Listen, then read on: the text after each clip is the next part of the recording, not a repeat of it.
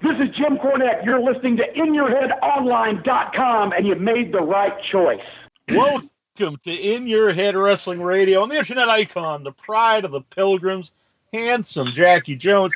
I don't know where my partner is. I don't know what he's doing. But we have on the line, we have Jimmy Shoulders, formerly known as Kloudi of the Bodydonnas, and you're going to be able to see him live and in person at the New England Fan Fest 6 coming up in June.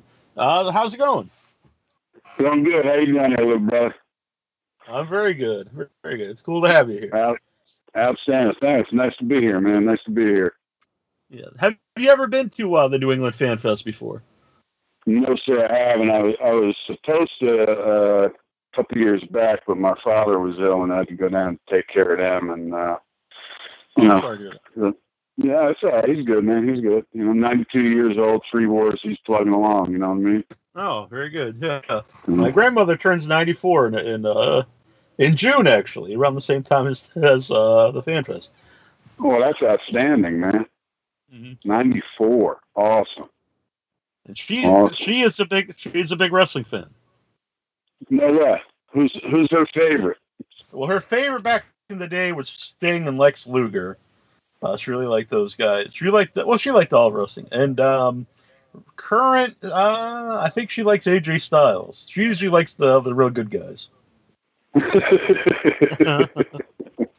don't know what they are, man. Right. So, how long had you been doing the Jimmy Shoulders character before you went to the WWF? Let's see, WWF, it was 96, right? Yeah, 96. So 1980, late 87, early 88, Jimmy Shoulders came around. Yeah. Well, what was like the gimmick for Jimmy Shoulders at the time before WWF? Well, Chris roped me into the business. I never had any dream or anything like that going into the business, and I'd only seen a couple of shows before I ever got into wrestling. So, so you didn't grow up a big wrestling fan? No. I wrestled and did martial arts and all that, when I was younger. And, Chris, is my best friend, Candido, he was my best friend. And he used to hang around the gym and tell us all the time I was going to be a famous wrestler one day, and he's a fat little kid. No disrespect to any large folks out there. But, he just got under my skin, and he just worked me from day one. And we ended up, I had to give him a ride one day over to a wrestling show, and it happened to be in Baltimore, and it was a WCW show, and I just gave the kid a ride, and I'm sitting up in the stands, and kayfabe was still, fairly strong back then, and I had no idea what the hell kayfabe was. I didn't speak Carney or none of that, and, I see him, he's up in Klondike Bill and Gordo set up the ring. You remember those guys? I know you Klondike Bill. Yeah, they used to travel around, drive the ring around for WCW. And this is all, news to me, I had no idea, who these gentlemen were. And what happened was I'm sitting up in the stands. Chris is taking some, bumps and stuff with some fellas down there in the ring. I'm reading a couple of newspapers, and I see a little scuffle. I see some guy, swinging around a tennis racket, pointing up at the stands, and a couple other fellas with some really seriously bleached blonde hair and mullets and stuff, and Chris comes running up to me and he says, hey man, he says, you gotta come down here, man. They're gonna kick me out. They said, is he a worker? I said, yeah, he's a worker. If because if you're not a worker, you got to get out of here because we can't go. And if I got to leave, then then I don't have a ride and I can't train. And, you know, this is what I want to do, man. You got to get in the ring. So after him pestering me for a little while, I got down in the ring, and my first day in the ring was that day in Baltimore. And I was just like doing competitive powerlifting at the time and stuff, and fighting a little bit. But I'm in the ring my first day. It's in the ring, and I got beautiful Bobby Eaton teaching me how to take a heel, right? Teaching me how to take hip toss, you know. And then this other fella climbs in. He's poking me with a tennis racket. It was Cornette. You know, and then this other big tall fella came in with you know, like some spiky blonde hair, and comes over and introduces himself, and it was Sting. You know, and all these guys are flocking around and, you know, give me some words of advice, and, you know, it was all cool. And then I kind of had a little fun with it, and we ended up, Chris needed a ride down to the Monster Factory, and we started training there a bit. And we were still following WCW around. It was coming to a time where Larry Sharp wanted me and Chris to do a match. I think it was Ben Salem, PA. And Larry says, you know, we got to come up with a name for him, you know, a real name for him. And he's good looking. And I wouldn't say I'm good looking. I'm what you call easy on the eyes, you know what I'm saying? And Larry Sharp, so you got the blonde hair, you got them big shoulders, you were a cowboy, because I used to work on a ranch, you know, and handsome Jimmy Shoulders. Yeah, that's your name. So that's what it was. And he made me a baby face, you know, so I was learning what baby face was. And, you know, that's really all it was just, you know, go out, be a baby face, and, you know, do the deal. And, you know, one day I'm up, one day I'm down, you know, wrestled Chris a whole lot early on. And then they just turned me heel, which I was just better at, you know, and just more natural heel. So it's just a little more attitude, and grew the hair longer, and just, you know, got meaner. And Terry Funk schooled me a lot. You know, Terry, I owe a lot to Terry. Oh, nice. You know, man, Terry just, you know, Terry hooked me up, got me working down in Texas and everything. And, you know, you got to hear him, man. You know, you got to get in there. You got to do that. Lay it in him, man. Screw him. You know, I don't know what kind of language I can use on you, so I'll be delicate. You can say anything, yeah. You can say anything. Terry Funk called me and said, Jimmy, you got to run into those motherfuckers, man. They're a bunch of Yankees, and you're trapped up there. You know, so I got to a point where you know, there were some guys that, you know, I work tight, you know, and some guys don't like that, you know, and oh well, you know, but I had a good time, you know, I enjoyed it. So, I mean, Jimmy Shoulders is just, you know, a little bit cocky and thinking he's all pretty, and, you know, he's just your average moron, you know, you know, just living the dream and doing the deal, you know. And, so you weren't, you know, a big fan like Chris was, but once you got into business, did you learn to love the wrestling business? Oh yeah, I mean it's Chris had this amazing collection of. I mean, Chris really became my little brother. You know what I mean? Like it just, that was it. And he had this amazing collection of old Beta tapes. You remember Beta? Any of you guys old enough to remember Beta? I do. You know, and so we had.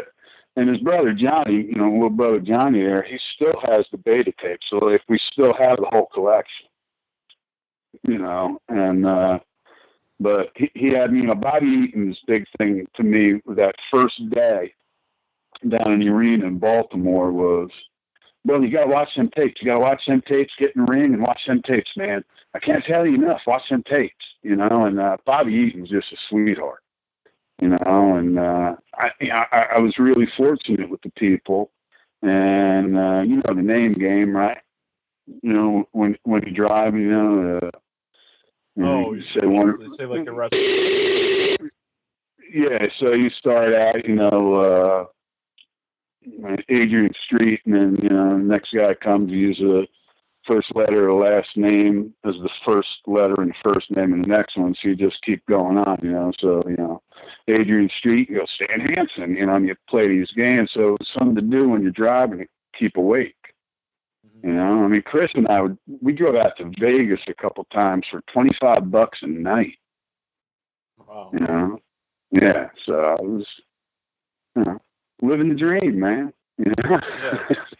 But I got into it, and I got to learning, and ring psychology, and Mick, old Cactus Jack, he got to be a good buddy. And early on, we were doing indies. You go over and do FMW in Japan, and he taught us a lot. He taught us a lot. I had to get color one night, and I forget where.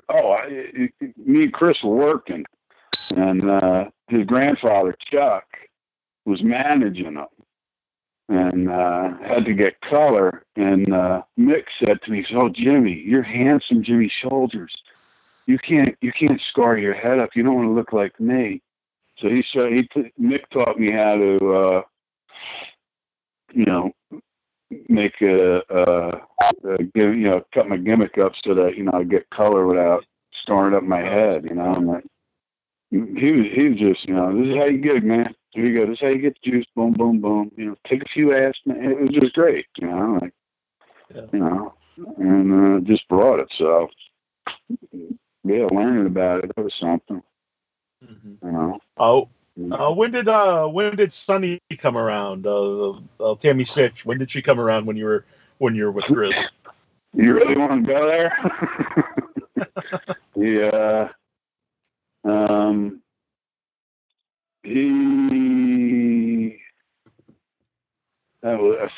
know the school, and it was right when we started. Chris had been in the ring since he was, little. Since he was a little kid. Grade school, He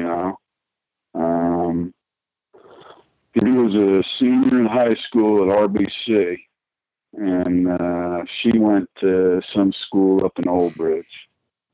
And we did a show up there in Old Bridge, and that was like his first big debut, like his first big indie show is Mr. Charisma, Chris Candido. And she just latched onto him, man. That's when she came around. So that was maybe, maybe 88, 89, somewhere in there. Yeah. How did that change things? It didn't change anything as far as me and Chris, we still trained every day, and Saturday morning, no matter where we were, was deadlift. Our training and our time is the same, but when we weren't training or working, she was there, and whenever Chris had a show, she was there, or whenever we had a show together, she was there. It's like mold building in a shower. I'm being kind. I'll tell you this. I asked God to, guide me and help me be kind. So. Yeah. Well, it obviously seems like you don't have great memories, I guess, of her. But did you always feel like she wasn't good for Chris, or did that come later? No, I knew pretty early on she wasn't any good for him. I'm 9 years older than Chris. Chris is 9 years older than Johnny, and it's just we were close. We knew each other's business. We knew each other's details, and I don't beat a brother up for chasing the tail he chases or being with. You I've surely made my handful of mistakes, or more than a handful,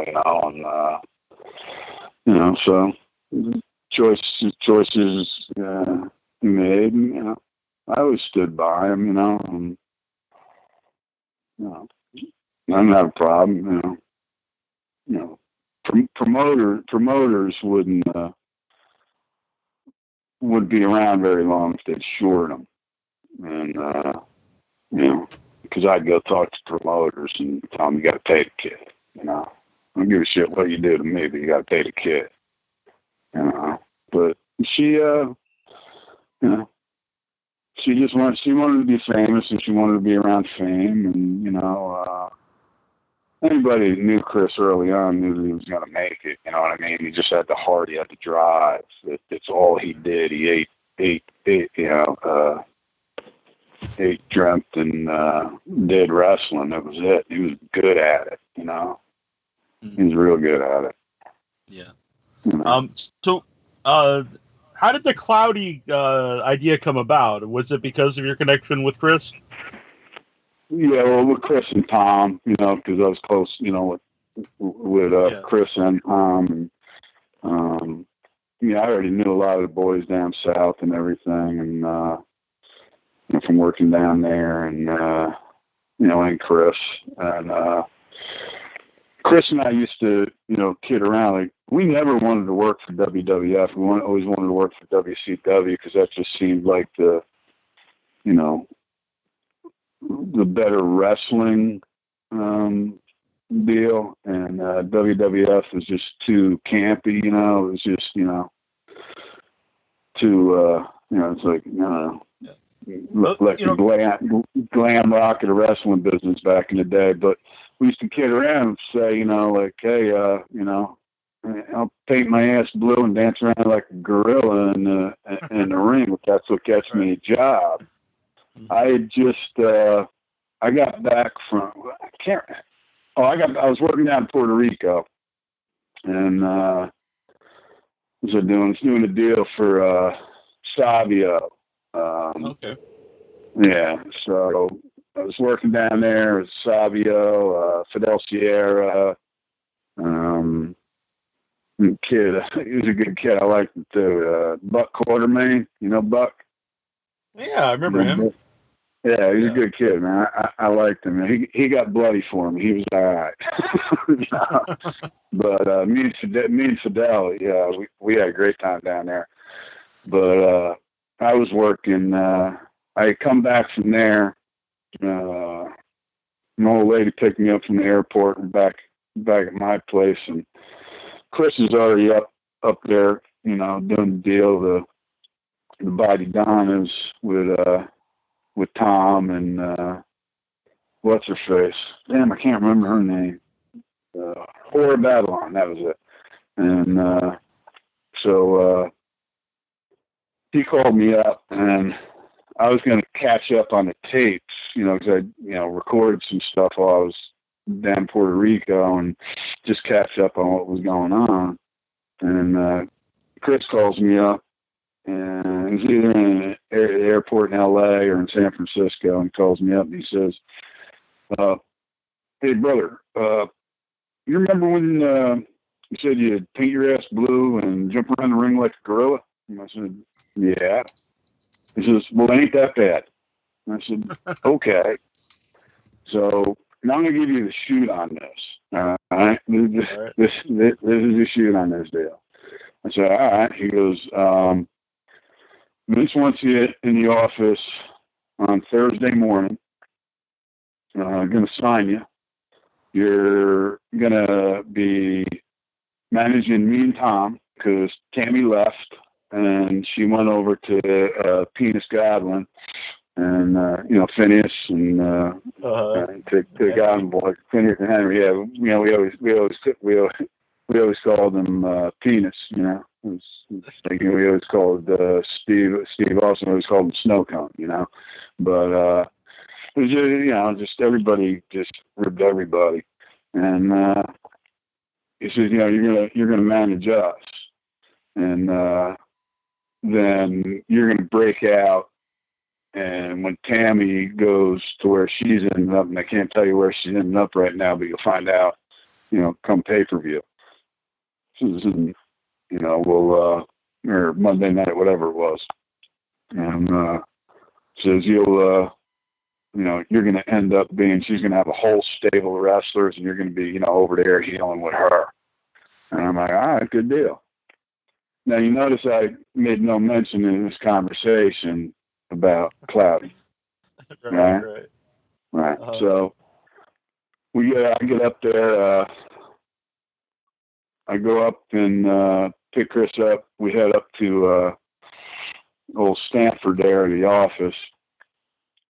I go in and sitting there, and Priscilla's, they come this way, and go into the conference room adjacent to Vince's office, and we got Jim Ross, J.J. Dillon, Bruce Prichard, Jim Cornette, and see who else was in there. Me and Chris, and it's all the office folks, and we're talking and going back and forth, and out of nowhere, it's like got beamed in. Here comes Vince, and Jim, welcome Titan Sports. Nice to have you here. Stand up, shake his hand, and says, sit down. He takes a seat at the end of the table, and he says, so Chris informed you and gave you some of the details about your character. So I said I'd come in and manage and, and end up, being Sonny stable with some of the other wrestlers. And he says, did he tell you, did he explain the character to you? I said, well, no, not exactly. Everybody in the room busted out laughing, and Jim Cornette laughing the loudest because he knows me. And he's like, oh, God, Chris, you're dead, I'm like, what the hell did you get me into? And Chris just kind of turns away because I've knocked him out before. And, he said, oh, I'm sorry. And I've already signed the contract. Right. I've already signed, and there's no name in it, name to be determined later, and I said, what? He says, well, we're going to call you Kloudi. We're going to dress you up to mock Sonny. You're going to be a little bit darker, bigger than that. And I'm like, what? He said, the wig, we're going to put a wig on you, a skirt, one of them sports bra thing, the whole gimmick, just like Sonny. Like, are you kidding me? Yeah, but then you come out and her stable of wrestlers. Like, all right, man. Yeah, I at that point I only had one kid, and I wanted to take care of her and make sure she went to college. And I signed for a decent amount of money, and fine, I'll do it. Chris is like, please, and Tom. I already, spoke with him, and he's like, I'm quitting if you don't do this with us. I'm leaving. If you don't do this with us, I'm leaving. And I said, all right, so I got to take care of it, because I love these two, and Chris, I love him like a little brother. So, so I'll do it.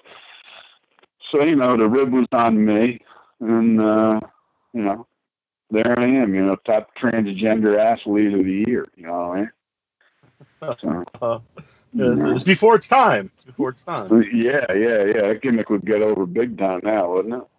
Yeah, right. Yeah. Well, actually, it probably would actually, or during the like just a few years later when it was like the Attitude Era, but it probably would have been a much more involved angle at that point. Yeah. So what was their reasoning for the heel turn and being part of her stable? Why didn't that ever pan out? Were you ever given a reason? I might have lumped somebody up in a locker room. All right. I'm gonna leave it at that.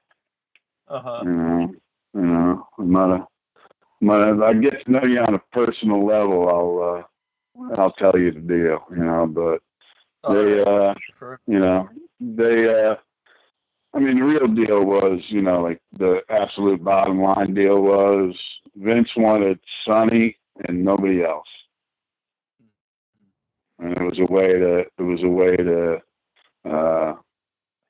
help end the whole Bodydonnas deal and say, see you later. I know Tom has said, a lot that he hated the Bodydonnas gimmick, but he loved Chris, and that was the the reason why he did the body. That was it, man. Tom and I, still talk about, do anything for, little brother, man. It was, Chris called me. I was working Albuquerque, New Mexico. He was having a rough deal. Something going on, him and her. Smoky Mountain. This is before WWF, and I just hightailed it out to, Tennessee and like, what's up, man? What's the deal? So it's, Tom and I would always have done anything for Chris. Anything. Any daggone thing we wouldn't have done for him. Did you, after you left, and then after Chris left and went to ECW, did you keep in contact with him? Who, with Chris? Yeah. Oh, yeah. Every day. We still trained together and, got together, and it was, I got out of the business. I broke my neck in July of 99. Oh, wow. It was the second time I broke my neck, and I was done. I was laid up for a bit, and, that was it. I was like, no, you got to remember, like, it wasn't my dream to always do that. And, I had done it for, a bunch of years, and I really enjoyed it and loved it, and, loved the fans. I really had a good time, But in July 99, I was a mess, I was standard, WWF, ECW, kayfabe everybody, and the gimmicks that killed everybody. I was doing by the handful, and try to beat pain down and deal with all the bullshit, and I was lucky. I was really lucky I got hurt. Because I'd probably be dead. If I stayed in the business, I'd probably be dead. My drug habit had just gotten too bad. Do you think during that time period it would have been possible to have been totally clean of everything, or do you think during that time you kind of had to?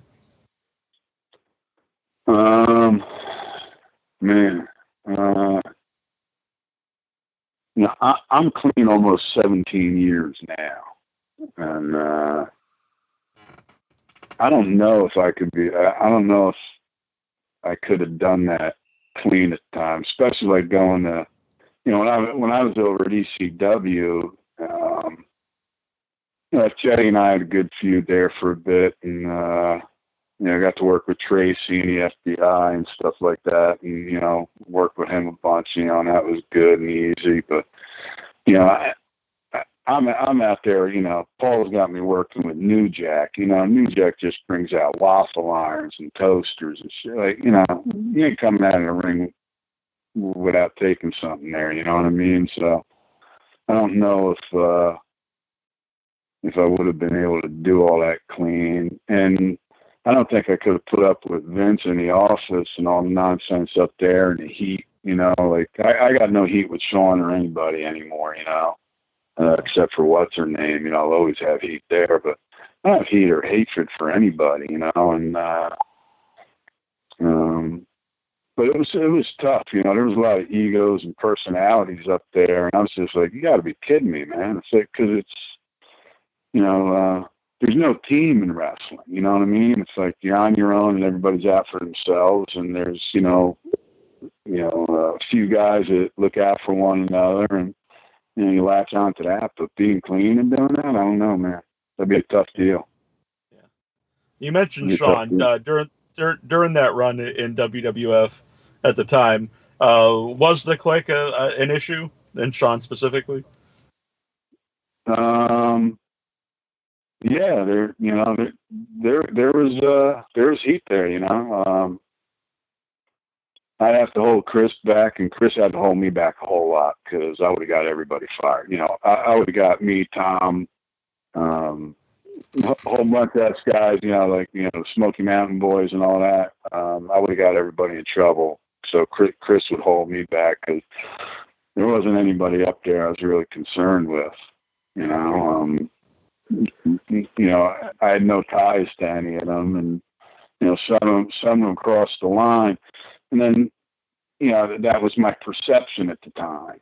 You know, I was a hothead. You know, I ran outlaw, you know, for a long time too. And, you know, that was just like my mentality, you know, take care of business and, you know, not necessarily right. And, you know, like focusing my anger at different times, some of the boys, you know, and the clique, you know, but the reality was that, you know, Tammy was the fucking problem. You know, she was the one that stirred the pot and, you know, created, you know, different messes and stuff. So I'm like, hey man, you know, like I got no beef with Shawn. You know, I love Shawn. You know, it's I talked to him a few times after that, you know, down the road a bit, and you know, just, you know, we weren't kids, but we sure as hell had juvenile mentalities. I can tell you that, you know, when we were up there. So, you know, but you notice that with a lot of the boys in the business. Mm-hmm. You know. Yeah. By the way, my partner here, 1 Inch Biceps, has come aboard. And sure. Yes, sir. Yes. I am here. I'm happy to be here. Excellent. It's good to have you. Well, it's good having you here, man. You know? Sorry about that. Hey, that's all right, man. Just give me like 5 push-ups, 5 sit-ups. Oh man. All right. I need you to squat 315 pounds just 3 times, and then I need you to say 3 Our Fathers, 3 Hail Marys, and an act of contrition.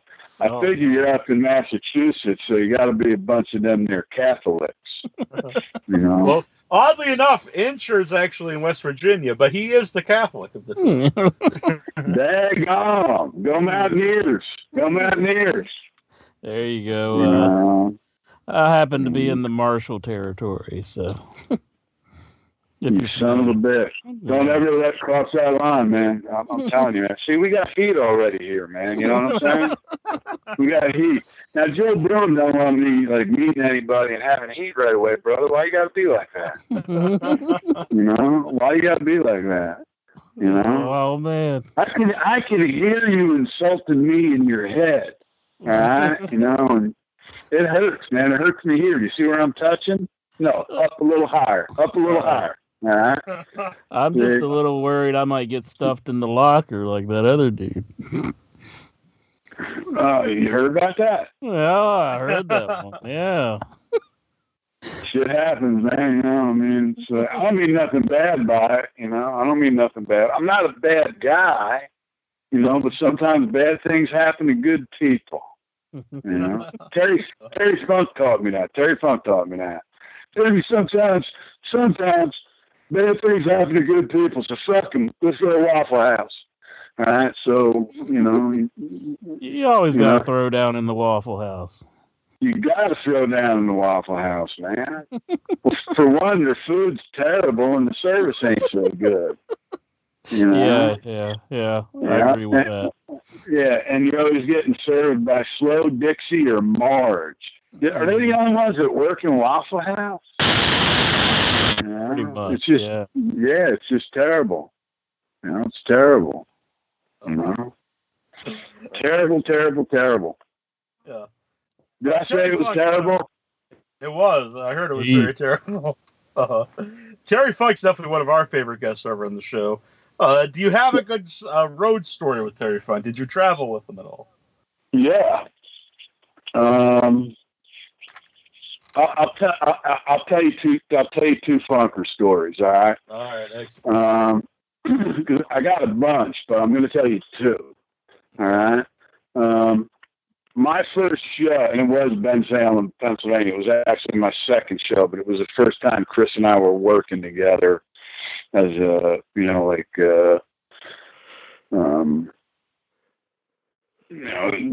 our own working, And the night before, I did a thing in Jersey, and this was for Dennis Carluso and Larry Shark. We had WWA, NWA when they had that deal down there in South Jersey and Philly area. So the night before, I do a battle royal, and they put me over and sets me up to wrestle, to work Chris for I think it was the junior heavyweight strap from WWA back then. We go in, we do the deal, we do the match, and then Carluso, because you got on that show, Stan Lane, Bobby Eaton, Cornette are there. And I already met them and got to know them a bit because, like I said, Chris and I traveled around. We'd follow the WCW ring around and help set it up and then get in the ring and work. And, I mean, really, you can't get, a better ring to work in than that, you know what I'm saying? And, but after the show, Funk was main event, and I forget who he was working that night. And, so we're there, and we go to the restaurant afterwards, and, this is my first time, my first deal, going out after, and, Chris and I, we didn't drink, we didn't do drugs, we didn't smoke, we were just like AJ squared away, and, I'm a former, well, still am, but, I'm a Marine, and, just always try to stand tall and look good, and so I'm just kind of like, new in the business, and I'm sitting in this restaurant, or I go to take a seat in the restaurant, and there's this gal there, and I said, "Hey, how you doing? My name's Jimmy." She said, "Oh, hi, I'm Vicky." I said, "It's real nice to meet you." She said, "Did you work tonight?" I said, "Yes, ma'am, I did." He said, "Oh, you must know my husband, Terry." I said, "Terry who?" She goes, "Terry Funk." I said, "No, ma'am, I don't think I've ever heard of him." And at the time, I hadn't. All right? Because I hadn't gotten onto the Funk tapes yet. And so in walks, Terry, and, I realized, I met him in the locker room, but I had so much going through me trying to, remember spots and, don't make nobody look bad and got to look good, like all that crap, and so I kind of just blew past me, and Terry comes walking by over, sit down, and he gives his wife a kiss, and I'm like, oh shit. And she says, "Oh, Terry, this is my new friend Jimmy. He has no idea who you are, darling." He said, "All right, I like him already." And we were friends, so I got to talking. "You're not a mark? How about that? A mark not getting into business, not a mark getting into business." So that was kind of like the bridge that got me and Terry to be friendly and all that. So a couple of years after that, I'd been down south and then come back up here, and I was out on the West Coast and then came back here. Oh, I know. I went over and I worked for Otto over in Germany for a little bit, and then came back over here, and I got on another show that Carluso had booked, that was promoting, and a bunch of boys are there, and different stuff. But Terry was main event, and getting the liner, and I was running late because I got in from the airport kind of late, and they told me who I was working, and Terry says, "Hey, Jim." I said, "What's up?" He goes, "Jimmy Sellers, come here." I said, "What's up, bro? How you doing?" It's good. He goes, "Hey, who are you working tonight?" And so I'm working that fella right there. That's what I thought. So, that son of a bitch said, "You know what he did to me? A couple of weeks ago, I was working that fella, and he gave me no respect. He goes, take care of him." said, all right, Terry goes, no, I need to take care of him. I said, all right. So get out and, kid comes over to me, or in the locker room, talk about, the deal and, what's up. And I said, well, do this, do that. Here's the finish. So call the wrestler out there. And, so all right. Music goes out. I come out. Bell rings. Boom. Deal's on. I snatch him in the headlock. I said, you sorry motherfucker. You're in for a treat tonight. And I just commenced to shooting on him. And I got him on the turnbuckle and just whooped him up.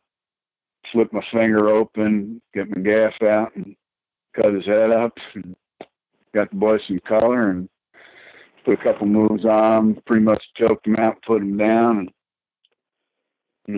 there he's lying all bleeding and bloody and just a friggin' mess. And I get back into the locker room, and before I even get back to the locker room in this place, I see all the boys out at the end. Chris is just shaking his head down, and his head's all red, like it's going to pop. It's real easy to see that little 5'7" blonde Q-tip, and I'm walking by, I'm like, what the hell? Get back in the locker room, the boys come in, and some of them are cracking up already, and I don't know what's on. And I told Terry, and I'm like, he comes walking back in, and I said, hey, you're all set, brother. He goes, Jim, come think of it, I ain't never seen that fella before. And the rib was on me. So I let some guy up. I hate to be that guy, and I never saw that fella again in the business. I'll tell you what, it's like I wore eye makeup, a wig, and fake titties, and I still hung around the business. I got bloody. I didn't get out of the business. Somebody hits you a little hard, what the hell, But that fella, he got. I think he got out of the business. I never seen him again. Fair enough. I never seen him again, man. We were down USWA, and me and Chris and Tom was there doing the not so heavenly bodies deal, Right. And devil worshiping bodies, whatever they were. Tom, I love you, brother, in case you're listening, and what's the deal? But I had met a few years earlier Dutch Mantel and some other guys up in Jersey at the convention hall, and Chris and Bammer and me, were up there, and I was introduced to Dutch then, but down USWA, we were out getting something to eat with some of the boys, and Dutch says to me, he says, and I'm already, I'm in the business for a little bit now, and I kind of smartened up, you know what I mean? And Dutch says to me, he says, Jimmy, where's your family hail from? I says, well, Dutch, so my family is Paisley, South Carolina. He goes, I knew you were the good old boy. And I was in. You know what I mean? But being from Jersey, and I certainly don't talk like I'm from New Jersey. I don't know why. But I guess I just don't like Yankees. No offense. You're New Englanders. It's a whole different ball game, And it is. New England, you guys, you make New Jersey folks look like saints, Go Southeast, you know what I'm saying? But I don't mean nothing bad by that, And my family moved from Jersey down to Paisley, South Carolina, so I didn't lie, and so a lot of boys, I started getting booked down south a bit more, Texas pop, down Florida, and all that. So, paid off, not exactly telling the truth, You know, what was I going to say? Yeah, my family came from New York and New Jersey, and not a squatting in South Carolina. No, man, it's like they're South Carolina folks. You know what I mean? So that's just like that. You know, it's not a bad deal. But you can't beat the Funk Brothers, man. I mean, come on. Funkers are the best. And besides Jimmy Shoulders, and I know Jimmy Shoulders is the favorite of Joe Bruin. I know that. You know, I know. Who's your favorite wrestler besides me? Of all time, when I was growing up, I love Roddy Piper. That was my favorite wrestler. Oh, hot Rod, man! He just had a birthday, man. Yeah, today, I believe. Was it today or yesterday? And, I think it was today. Yeah, it could have been yesterday. It was. I don't know. It was recently anyway. It was. Yeah. I was. A real highlight for me was at a horror movie convention. I was hosting a They Live panel, and it was Roddy Piper and Keith David. So, growing up a huge Piper fan, that was a big honor for me. But yeah, Piper was my favorite growing up. Later on, probably about into the 90s or so, I really got into Mick Foley when he was Cactus Jack and all the stuff after. That's probably my two favorites, but I really love Terry Funk too. Terry Funk is one of my favorites. Man, yeah. No, man, you got good taste, brother. That's all I can tell you. You got good taste. Well, I appreciate that. Like one of my favorite matches. There's a number of them, but Funk and Steamboat back WCW in the 80s. I mean, man, they can friggin' work, man. I really like the I Quit match with Terry and Ric Flair was on. I think it was on one of the Clash of the Champions. That was I always thought that was one of the matches. Oh yeah, I think one of the best things about a Flair Funk match was that there was real heat there. There was respect and there was real heat. And I think sometimes that just gives it a little edge, when there's some heat, and but yeah. What my favorite finish of any match is the Magnum TA Tully Blanchard I Quit match in the cage when he's got the shard of the chair, and it's just like a sharp shard of the chair, and he's gonna stick it in his eye, and like that's I always thought that was just like I still remember. I don't remember finishes from like Raw last week, but I always remember that finish, and that was, I don't know. Well, yeah, I mean, nowadays, guys are doing finishes in the middle of a match. Where the hell are you going to take it, Like, the escalation of wrestling finishes is just like, well, that's what crippled most of us anyway, Well, I mean, have you ever taken a Frankensteiner or a power bomb off the top rope? I have not. No, I've not. Yeah, or how about a suplex off the top rope? No. Yeah, and I tell you, if my body would let me do it, I'd do it today. Right. It's like my body let me do it, and then I can take care of my family and stuff, But, Well, you said you had the two broken necks and the one that ended your career. How are you feeling today? I feel with my hands generally. I grab my wife with my hands and my arms, and I feel with them. That's how I feel. Fair enough. I grope Mrs. Shoulders as often as I can. That's what I can do. But I feel good. In 2008, I was real sick for a year, in and out of hospital. And I took a good portion of my colon out on 3 separate occasions. Wow. That happened to me 2 years ago. I had diverticulitis, and my colon perforated, and I was in hospital for months. Yeah. Mine ruptured. Yeah. I started out with a perforation, and then it ruptured while I was in the hospital.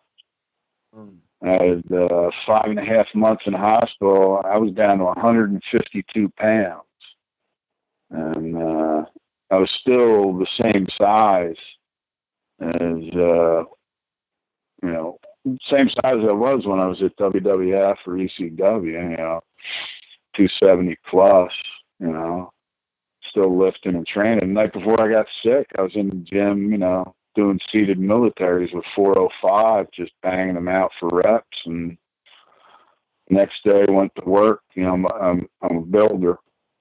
And I told the boys that were working for him, like, oh man, I'm not feeling too good. I'm gonna go home and get some rest. You know, get this, and this done. Next thing I knew, I was in the hospital, all hooked up to a bunch of machines, dying. You know, so yeah, I feel for you, man. Yeah, it was emergency surgery. They removed 14 inches of my colon, and I'd have a colostomy bag for a while. But yeah, I had the colostomy bag for 7 months. They went to reconnect me, and my colon was bad, so they had to do an emergency ileostomy. So I woke up from that second surgery and had another bag on the other side. I'm like, you son of a bitch. Oh. That does not make Jimmy's shoulders happy when you tell them we're removing this bag of shit from your side, and then they give you another one. I'm like, God damn. Yeah, that ain't fun. That ain't fun. No. I feel for you, man. How long do you have the bag on? Well, I really got into a lot better shape at the time. I lost 42 pounds. So there was about 3 months I had the bag, and then they did the reverse surgery, and I've been reconnected ever since. After that, I did have a lot of complications from the recovery of that surgery. I started to bleed out several times. I had blood transfusions, but yeah, me it was too. 2 years ago. It was 2 years ago this month. So like a lot of this stuff, like on Facebook, would tell like 2 years ago today, and it's all this all this stuff from when I not great memories, but at the same time, it's like, well, you part of you feels like that was a terrible thing to happen to you, but I'm lucky to be here. Hell yeah, man. I was gone on the operating table. So who the hell's making noise in the background? Jeff, that son of a bitch. Is that inchworm son of a bitch? No, it's not me. Not me. Why you gotta yell at me, Answer? What's the deal, man? Why you gotta yell? What's the deal? What have I ever done to you, man? What have I ever done? I'm gonna tell you what I'm gonna do to you. You gonna come up to Fan Fest? Oh, I'd love to. Come on. Awesome. Let me tell you, New England Fan Fest 6. Come on, Answer, bring it. Saturday, June 2nd, be there. All right, cross the line. I'll meet you right in the middle of the Brotherhood of the Holy Ghost Charity Hall, and we will go toe to toe. Oh no! You come meet Jimmy Soldiers down in East Providence, Rhode Island, brother. You're gonna see what's happening. You want to dance the dance. You want to be the man. What Ric Flair said. Mm-hmm. What do you say? To be the man, you got to beat the man. That's right. That's right. Woo! Come on, man. Come on, man. This is wrestling, man. This is a squared circle, bro. You got all this heat going with Jimmy's shoulders now, man. You better break, because I'll tell you what. I'm going to have to get Sabu, my good friend Sabu, come on down there and square you away. Oh, no. Because I'm going to tell him I'm going to tell Sabu you called him Terry. Uh-oh. Yeah, you're going to be in trouble. Sheik's nephew, you called Terry. You son of a bitch. This guy's getting me in a lot of trouble here, Jack. Well, why you gotta call Sabu Terry, ain't you? I wasn't in my right mind. That's all I can say. Yeah. You're probably the guy that stole Dirty White Boy's plunger up at Titan too. I guarantee it. That's the kind of guy you are, man. All right. Why you gotta take a man's plunger? Well, White Boy ain't never done nothing to you, Answer. So you got heat, man. You got heat. I don't know what it is with you. You notice that, Neil? The heat comes to him. The heat, man. I can tell you this. Joe Bruin, nicest guy in the world, my little brother, man. You probably got heat with him for something he said about, I don't know, his cousin. Mm-hmm. Yeah. Well. Now, I'm not one to stir the pot or anything like that. I'm just calling the kettle black. I mean, it's like, Have you always been like this? Was this like, your reform school days and stuff? I think as I've gotten older, I've just gotten more of a, an attitude about me. But yeah, you still got that ankle bracelet and stuff, and you can't go within 200 yards of a school, that kind of deal. Yeah, hey, I'll tell you, I'm like Dr. Phil. You just tell me what it is, and I can heal your problems, brother. Yeah, excellent. Dr. Phil and Steve Austin went to like the same college back in the day. Why you got to put Snow coming in with Dr. Phil? Now you're gonna have heat with him, man. I'm gonna have to call Steve and tell him, hey, look, brother, Incher is just like tearing you up, saying you're like Dr. Phil's bitch. Steve ain't gonna like that. Steve and I will be hunting again in the fall, and I'm gonna be up there. We're gonna be, stalking our prey, and I'm gonna be like, hey, Steve, man, there's a guy up there. He's a West Virginia boy, with this in your head deal, man. He's calling you Dr. Phil's bitch. And Neil, you back me up on this, right, Neil? Oh yeah. You heard him say that, right? I remember. Yeah. Right. Jimmy Shoulders, the cloudy wonder of the world. My life ain't so cloudy anymore. I can tell you that. But I just, I'm an honest man. I'm an honest man. It's, I like to give back, and Incher just likes to take. I can tell. I don't mean nothing bad by that. I don't mean nothing bad by that, brother. Yeah, is he always the one that gets the heat on your show? Is he always the one that draws the heat? Yeah, I think so. I'm the good guy of the group here, and Incher's over the heat. Well, you're like me. You're like the handsome one here. You know what I'm saying? Like handsome Jimmy Shoulders, right? Like handsome Jimmy Shoulders, baby. You're just handsome. You just got them good looks. That style, those things you're born with. And it's Incher. I don't know what you're named after, but God bless you, Incher. I mean, if my name was Incher, I'd probably slip my wrists and jump off a bridge and shoot myself in the head while I was taking the dive. But that's just me, brother. That's just me. You know what I'm saying?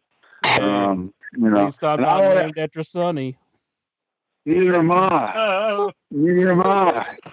That was your gimmick, dude. Yeah, no, I hear you, bro. I hear you. But you know what I got to do every night? I got to piss in the slop bucket. Which went on these heads. Yeah, I'm not good. One thing I'll never do, man. I'll never throw anybody under the bus for anything they did. But I can tell you, I took great pride in that. I enjoyed it. There's nothing better than drinking a bunch of coffee. I drink black coffee. You know what I mean? Marine. That's the thing I want to tell you there, Incher. You're saying something horrible to a Marine, a man that fought for this country. Oh, I apologize. I went too far. I was a little out of line. Yeah, you crossed the line, brother. I'm gonna have to get Joe Bruin to straighten you out. And I told Joe Bruin some of my personal patented moves, and then in an instant, I gave him, he can take care of you in an instant, man. I don't know. And then while you're healing and recuperating, because I'm a reverend too, I can baptize you and heal you and save you from all that Catholicism. I don't know about all that. I'm too far in. I went to St. Denis for 8 years, and I had the Sisters of St. Joseph, also known as the Nazi nuns from hell. So, I know your deal. I feel your pain, I feel your pain, Okay. I'm sorry Father Murphy backhugged you too much, but, yeah. And I don't mean that in a bad way. I don't know how else you mean it, though. I mean, that sounds like a bad way to me. That sounds like a bad way. Just so you know, Incher, hugs come from the front. Father Murphy is a bad guy, just so we're squared away there. I know you're a little bit older now, but you got to learn sooner or later, you know what I mean? you know. But it's all good. But, Incher, are you coming up to FanFest? Oh, I'd love to, but I'll probably have to work that weekend, but I'd love to. Brother, work is overrated, man. Oh, I know it, but they don't give you the time off, you know. Well, who the hell are you working for? I'll talk to them, man. Jimmy Server's got pulled, brother. Okay, I'll have to sick you on them. Yeah, sick me on them, man. Sick me on them. That's no problem. I'll write you a note. Mm-hmm. I'll write you a note. Joel will back me up on that. My notes are good. Yeah, My notes are good. I think you'll be all in the clearance, man. Yeah, right, yeah. I think so. I think it's all smooth sailing from there. Now you're going to be there, right? You're going to be at FanFest? Yeah, I hope I will be there. I'll be there. It's in June. What do you mean, hope, man? Jimmy Server's going to be there. Why would you not want to be there when Cloudy? I mean, come on, come on, man. Yeah, come on. I mean, come on. No, and plus, unfortunately, I hear it's the farewell of FanFest, so I definitely would like to be there. Great lineup. Jimmy Shoulders, of course. Dan Severin, the Boogie Woogie Man's going to be there. Oh man, he's the real handsome one, man. He is. You know? He is. I cannot wait. I haven't seen him in years. You know, Dan Severin I haven't seen in years too. He used to do a bunch of Carluso shows. You know, back then. You know, Al's going to be up there, right? Yeah, both the new rockers will be there. Yeah. Al Snow and Marty Jannetty, right? You know. God bless Bobby Rydell for praying for me. Him and his mom praying for me, driving me and Marty Jannetty all over the place, babysitting us because we were a fucking mess after WWF. Oh, I don't mean to laugh about that, but yeah. Well, we were. I know. We were. Yeah. No, I don't think MJ's got any freaking secrets anymore, you know. No, not if you're a friend of his on Facebook. He posts some. If he has any filter, I don't want to know the stuff he thinks second about. Like, maybe I better not post this after some of the stuff I see. After I read some of the stuff he does post. Oh yeah, it's horrible, you know. All his wives, wifey. You know, I love brother, man. I'll tell you, man. Marty, I love him, man. You know, but I'm never gonna say that Marty got me in any trouble. I got myself into trouble. You know what I mean? Sure, I understand. You know, but I didn't give a shit. You know, I did my own deal, went my own way, and you know, it is what it is, man. But it's all good. So, of course, the Fink. How can you not have a New England Fan Fest without Howard Finkel? Oh, I love Howard, man. I love Howard. You know, Howard's almost family. You know that, right? Oh. Do you know that deal? Howard went to high school with DC, with Don Candido, with Chris's dad. Yeah, so Howard goes back with the whole Candido family and close friends for a long time, man. I love Howard. And it's like that's a great deal, man. That's an icon of wrestling. I don't think anyone will ever be as memorable as the Fink. As far as ring announcers go. No. What's his name? It's down at WCW years ago. Chris Cruz. Chris Cruz. Well, Chris Cruz was a commentator, but yeah. That's what he did. I'm trying to think of the other guy. I think we even had him on the show. He does a one-man show now. Remember, we had him on not too long ago. Ring announcer, WCW. He does a one-man show now.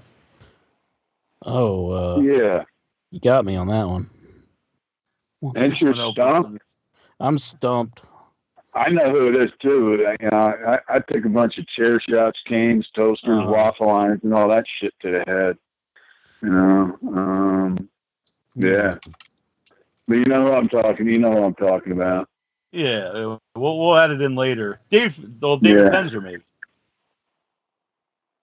Yes. It's not who I was thinking of, but Gary Michael Capetta. That's what I was thinking about.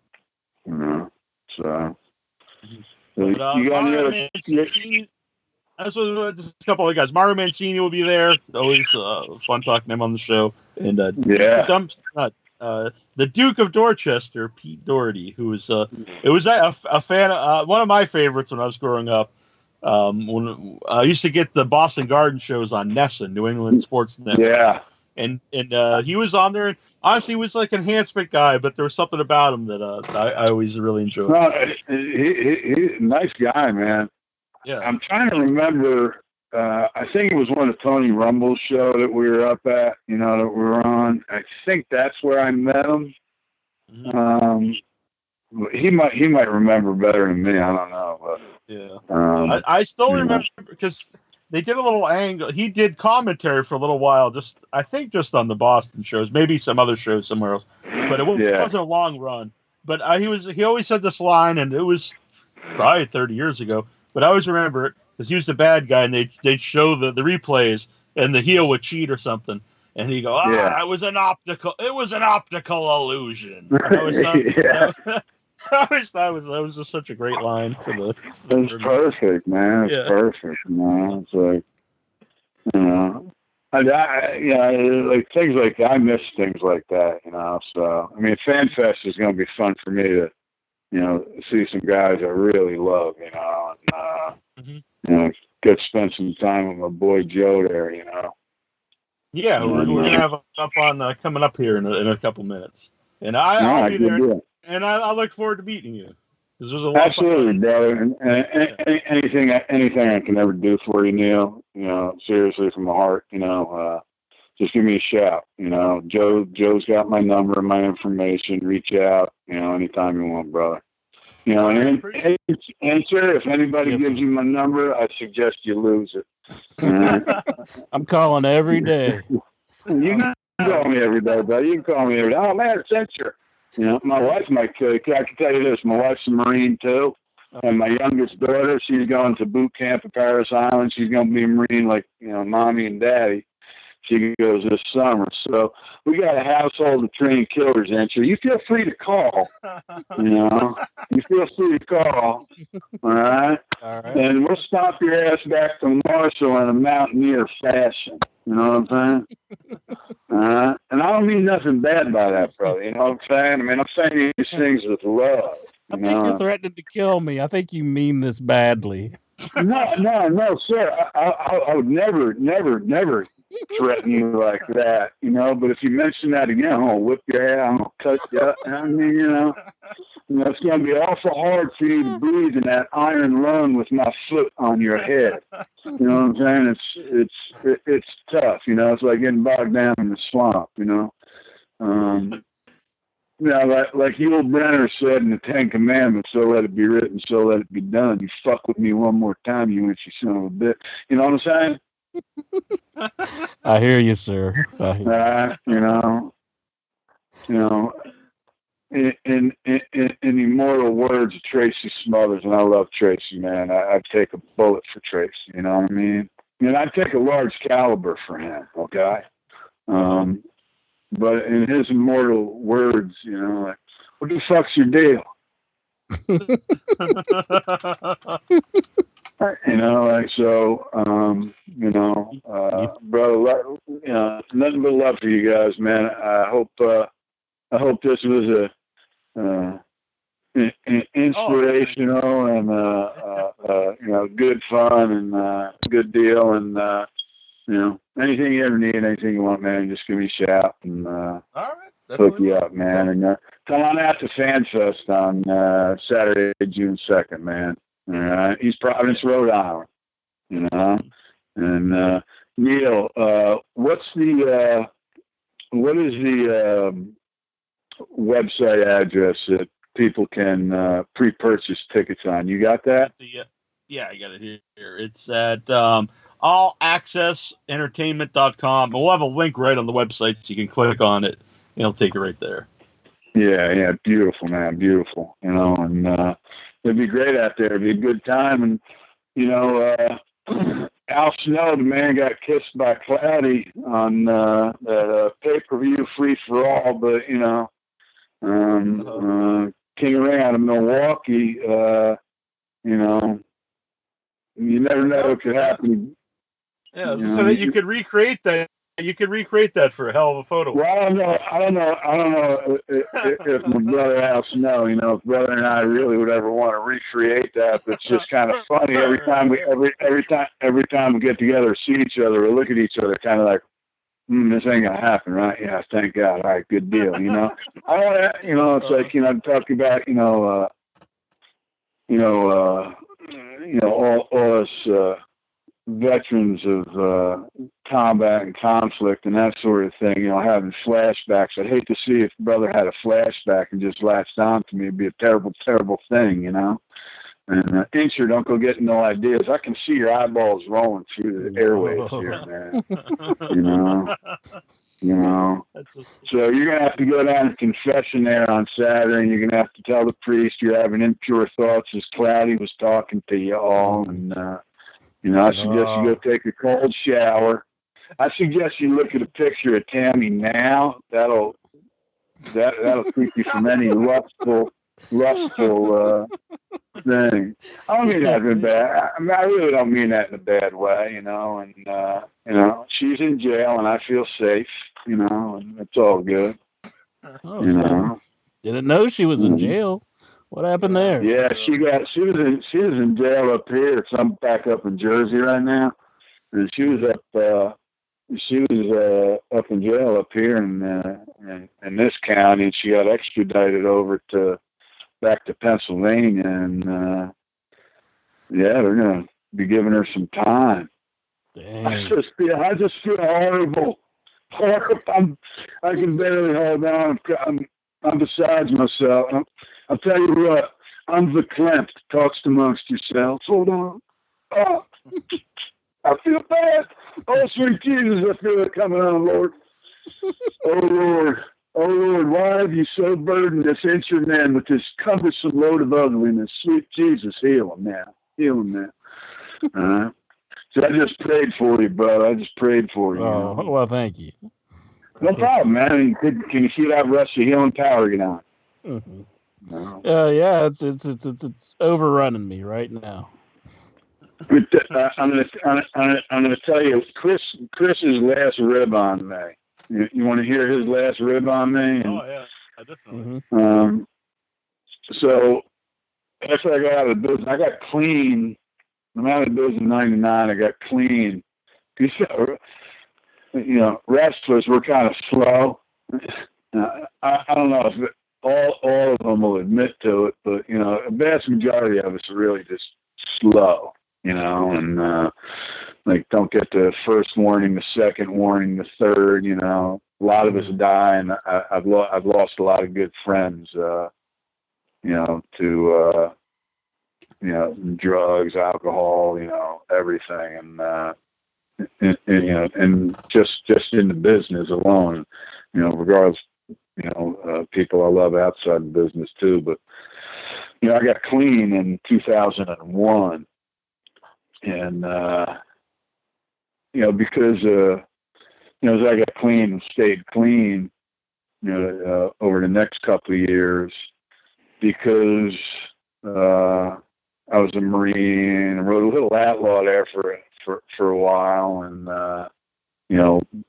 being Jimmy Shoulders and Kloudi, and people got to liking hearing my deal and my story of how things were, and what happened, and how I'm staying straight now. I was getting a lot of motivational speaking gigs at a lot of different Christian fellowships and different stuff, and so the boys would ask, Chris is still doing the deal, and wherever he's working, run into the boys we know, and like, hey, what Shoulders up to? And he goes, oh, he's a reverend now. So that was Chris's way of dealing with me getting clean and going out and speaking to people about how to unfuck your life, you know, and so he was telling everybody, you know, I was a reverend.